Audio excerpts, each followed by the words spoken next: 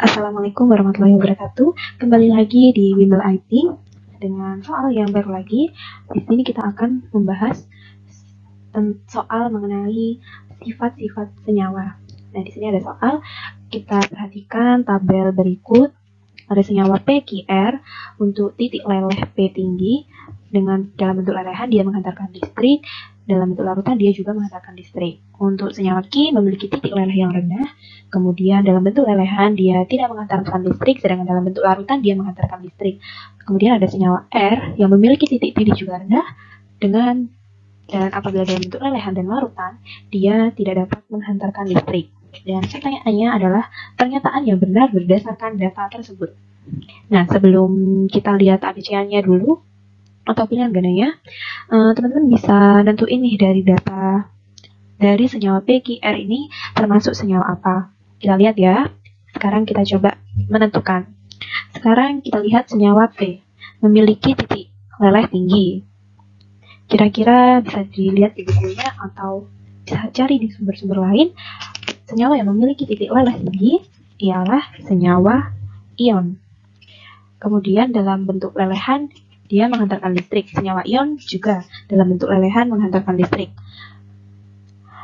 Kemudian dalam bentuk larutan juga menghantarkan listrik. Berarti dia termasuk senyawa ion. Ion. Kemudian senyawa Q memiliki titik leleh yang rendah. Senyawa yang memiliki titik leleh rendah ialah senyawa kovalen. Nah, sekarang bisa kita lihat. Berarti Q dan R itu sama-sama memiliki titik leleh yang rendah. Berarti dia dua-duanya termasuk senyawa kovalen. Nah, kovalen apa nih? Kovalen polar atau kovalen non-polar? Kita lihat dalam bentuk lelehan dia benar ya, kovalen non-polar, baik non-polar maupun polar, dia sama-sama apabila dalam bentuk lelehan tidak menghantarkan listrik. Sedangkan dalam bentuk larutan, senyawa kovalen polar dia dapat menghantarkan listrik. Berarti senyawa Q termasuk kovalen polar. Sedangkan senyawa R berarti dia termasuk kovalen non-polar, karena ketika dalam bentuk larutan dia tidak dapat menghantarkan listrik juga. Nah, sekarang kita lihat pilihan gandanya. Pilihan ganda A. P adalah senyawa kovalen polar. Bukan ya, karena berdasarkan analisis kita tadi, dia itu termasuk senyawa ion, berarti salah. Kemudian, pilihan ganda B. Q adalah senyawa ion. Salah ya, karena tadi ternyata Q itu termasuk senyawa polar. Q adalah senyawa kovalen non-polar. Nah, salah ya, karena dia tadi polar, bukan non-polar. Sekarang pilihan ganda P.